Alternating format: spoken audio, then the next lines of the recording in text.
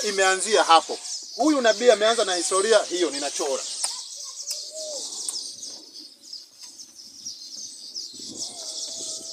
Haya,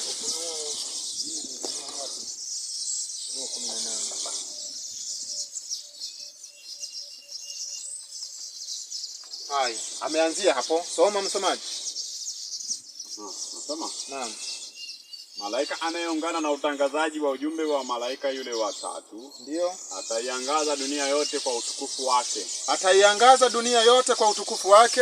Hapa inatabiriwa kazi yenye upana wa kiwango cha ulimwengu. Maandiko anasema hapa inatabiriwa kazi ya upana wa kiwango cha juu sana.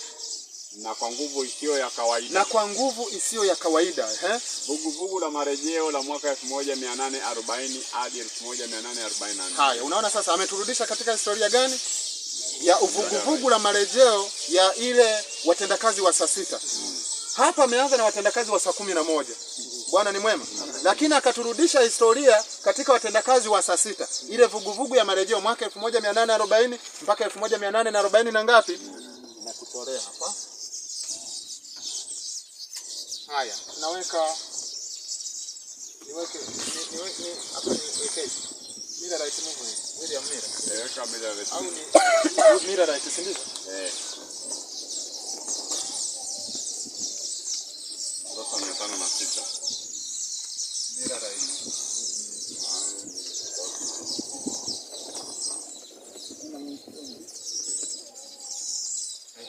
Haya, vuguvugu la William Miller. Hii ni vuguvugu la harakati za William Miller.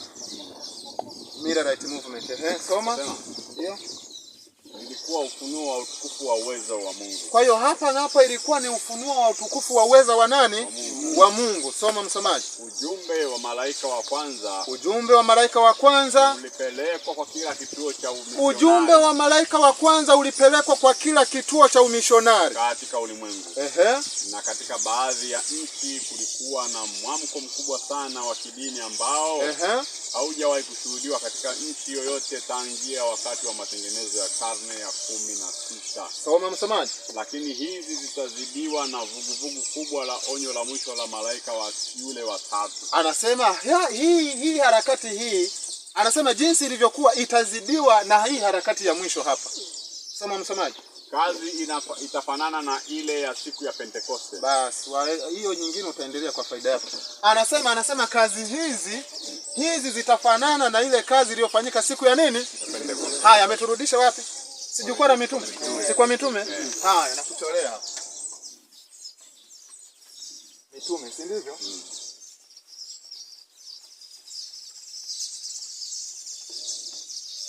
Haya, ni jukwaa ngapi hizi? 3. Majukwaa mangapi? 3. Matatu.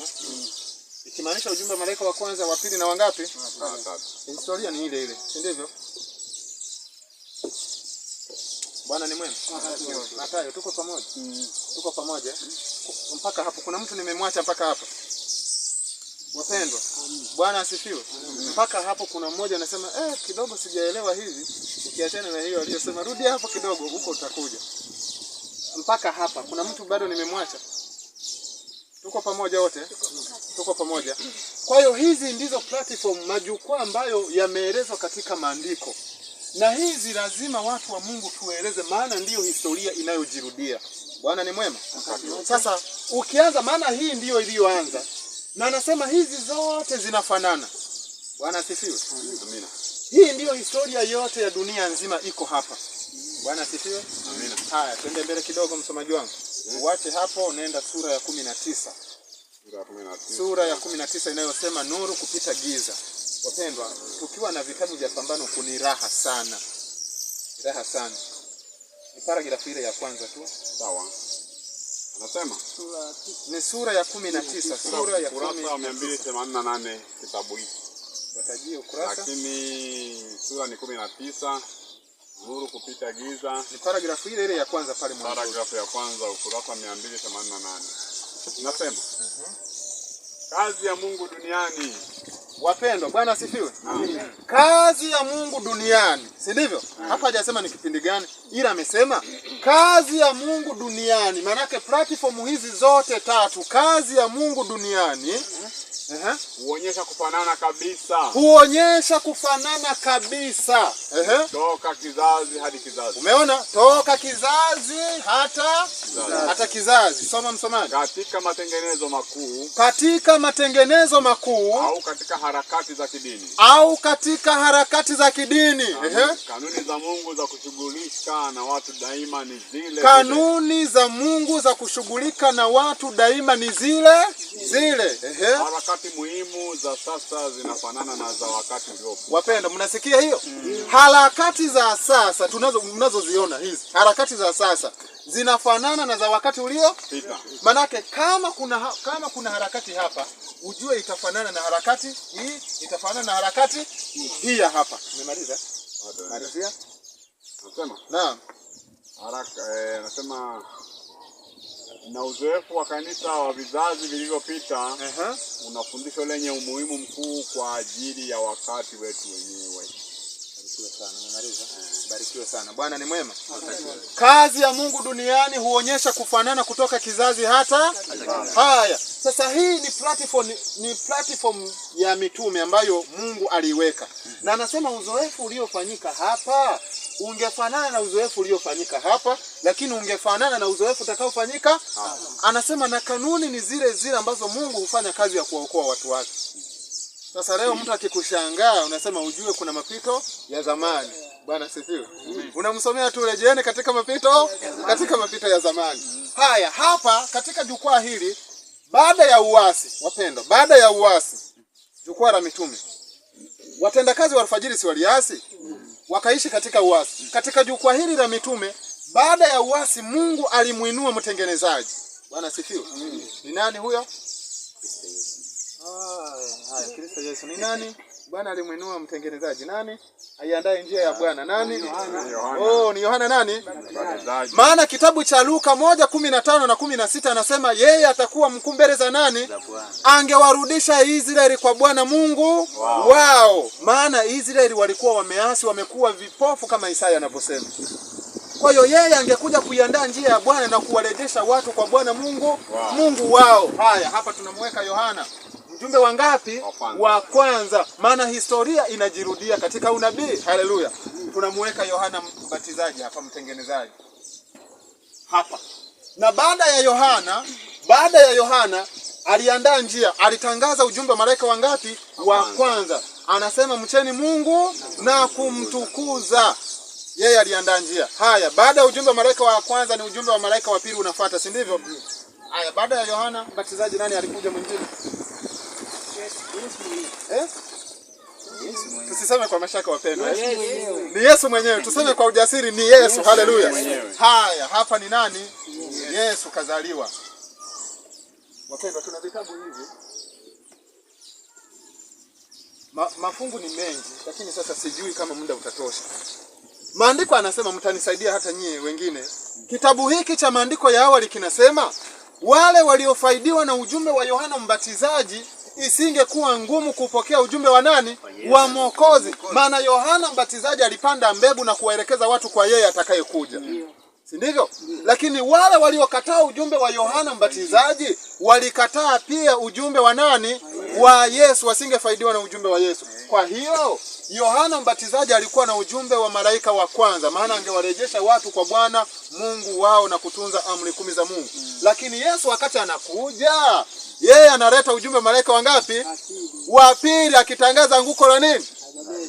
Bwana asifiwe. Sasa si mnaona hapa? Jumaa nawaambia unabii unaweza ukashangaa leo mtu akafundisha hivyo. Anasema mbona juzi ulifundisha hivi? Ila kanuni lazima izingatiwe, si ndivyo? Kuna kipindi ninafundisha nasema Yesu ni mjumbe wa ngapi? Wa 4, si ndivyo? Si ndivyo? Lakini tutaona kwamba hii inaingiaje. Kwa hiyo katika platform hii Yesu amekuja kama mjumbe wa ngapi? Mjumbe wa pili, akiwa na tangazo la anguko la Babeli kwa Wayahudi. Maana wakati anakuja tu ndio hii tulisema anaingia kanisani, hekaluni. Hapa unaona, katika sinagogi yao, si ndivyo? Anaingia humu, na anapoingia humu anawakuta wazee wa Mafarisayo, anasema wazee wa makuhani wamekalia kiti cha nane cha Musa, wanamtazama tu hivi, ni wewe mwana wa seremala? Anafungua kitabu hicho ambacho tumezoea ukisema, Roho wa Bwana yu juu yangu kwa maana amenitia nini? Wanamkazia macho wale walio na hiki kijengo. Anasema wewe hatukutambui utokako, si ndivyo? Lakini wakati huo hawa walikuwa wameingiliwa na Rumi. Bwana sifiwe. Walikuwa wameingiliwa na Rumi, wamejisaini huko, na hata hii ajenda iliyokuwa inajadiliwa hapa kujisajili, tayari walikuwa wanahesabika ni mali ya nani?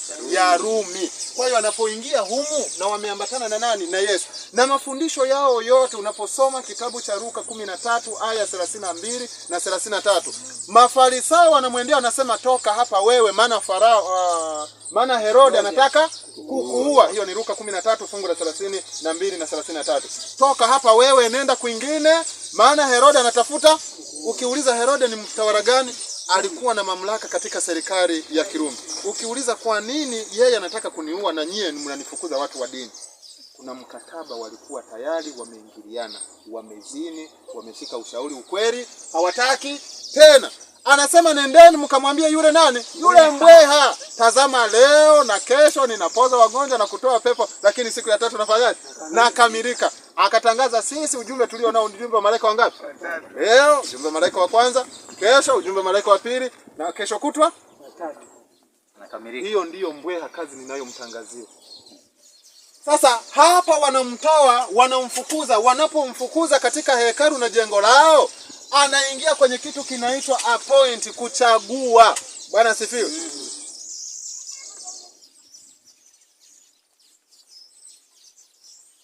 Hapa anachagua wanafunzi.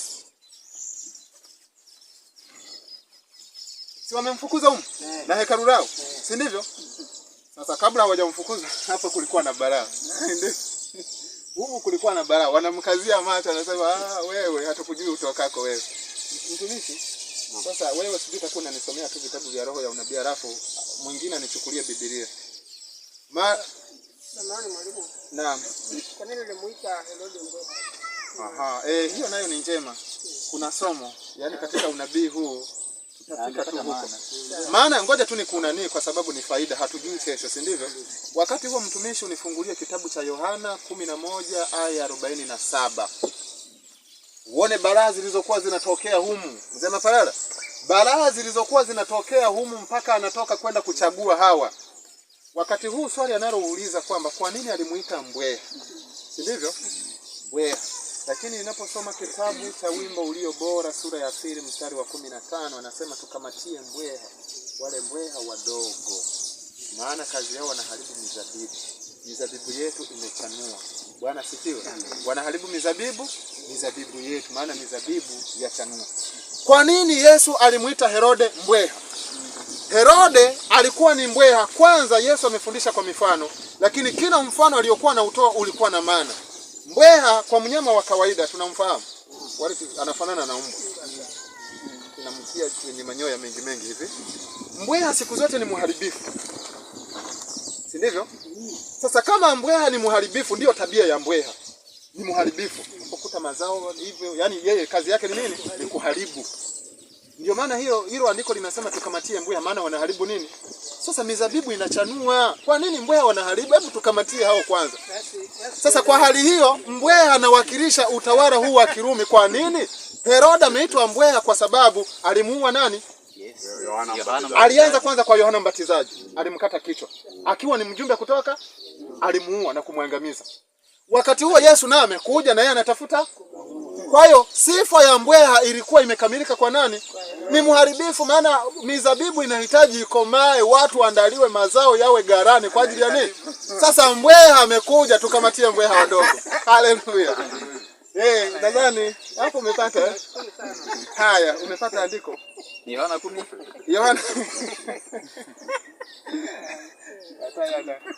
Haya.